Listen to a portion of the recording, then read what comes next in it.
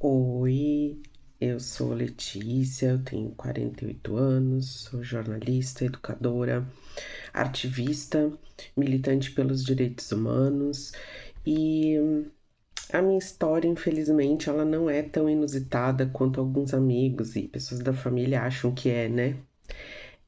Eu venci a AIDS em 2017 após um coma de 20 dias e posteriormente uma rejeição medicamentosa, né, pós início de tratamento antirretroviral, quando eu fiquei indetectável. Mas, assim como muitas mulheres cis que vivem ou viveram relacionamentos abusivos, foi o medo que me impediu de negociar prevenção na época e eu acabei sendo infectada por um namorado bem reacionário, conservador e aparentemente era um homem certo para casar, assim, né? Ahn, Ele apareceu na minha vida após vários pequenos relacionamentos fracassados, em um período também que eu tinha parado de doar sangue, né? Tava trabalhando, correndo atrás, enfim, não tava mais doando sangue como eu fazia, eu tinha o hábito, né? Então eu não me testava para HIV e outros testes que eles fazem na doação. E então casou, né? Foi um casamento infeliz. É, esse cara, ele não me deixava ter amigos, não gostava que eu saísse e ao mesmo tempo ele fazia de tudo para colocar a minha autoestima assim no lixo.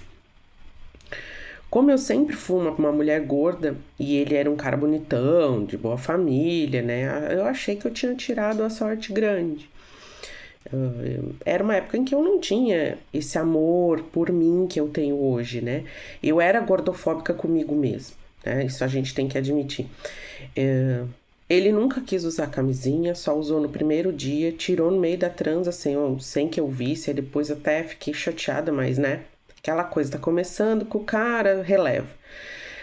Também ele não se preocupava se eu tomava pílula. Eu já tinha a Bia, que é minha filha, que hoje está com 20 anos, e na época ele vivia dizendo que ela precisava de um irmãozinho, essas coisas. Mas eu não queria ser mãe de novo e eu tomava a pílula escondido. A gente se relacionou por cerca de um ano, mais ou menos, e então eu conheci outra pessoa, que no início foi um amigo, e depois ele acabou virando até meu companheiro por bastante tempo. Inclusive na época que eu descobri o HIV em estado de AIDS, né? E esse meu ex-marido, né, meu ex-companheiro, ele sempre dizia que ele, quando me conheceu e conheceu o cara, ele sentia que ele precisava me livrar de um mal, né, que era aquele ex-tóxico. Eu acho que ele teve uma intuição, sei lá, mas enfim, ele chegou para isso ele chegou tarde. Ahn, Voltando, né, ao ex-tóxico, passando uns 3 meses depois que a gente começou a se relacionar, eu tive uma gripe muito forte, com febre alta, uma fraqueza assim que eu nunca tinha sentido. Eu não aguentava dar um passo assim, até para ir no banheiro era difícil. Mas era a época daquele surto daquela gripe suína. E eu achei que era isso. Eu fiquei de cama uma semana e passou. Daí, uns 6 anos depois, eu já tava com esse meu ex-companheiro de muitos anos, né? Eu comecei a sentir uma fraqueza seguida de cândida de boca, que não passava, e cândida genital de repetição, né? Não tinha remédio que curasse. Daí, em 2016, antes do diagnóstico definitivo, né, do diagnóstico do HIV e da AIDS, eu tive 7 pneumonias nesse ano, 2016. Aí foi o ano que meu pai morreu, né, tivemos alguns contratempos, eu achei que era somatória de estresse, alguma coisa nesse sentido.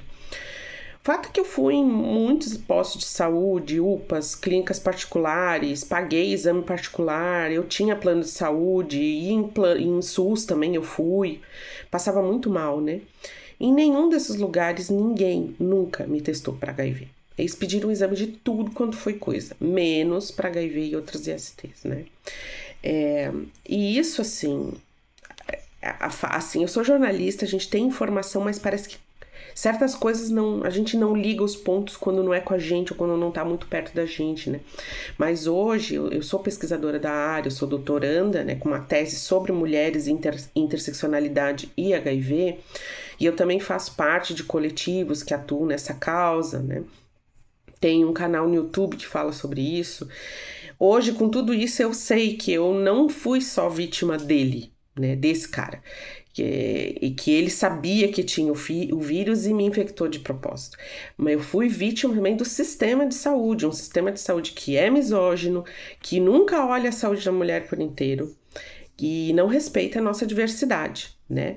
Eles colocam a gente em caixinhas e dentro dessas caixinhas a gente é tratado, né? Enfim, se eu fosse eu sempre fico pensando e falo isso nas minhas palestras, se eu fosse um homem gay naquela época, ou mesmo uma mulher profissional do sexo, certamente, tenho certeza que seria um dos primeiros exames que eles pediriam seria o teste de HIV, né?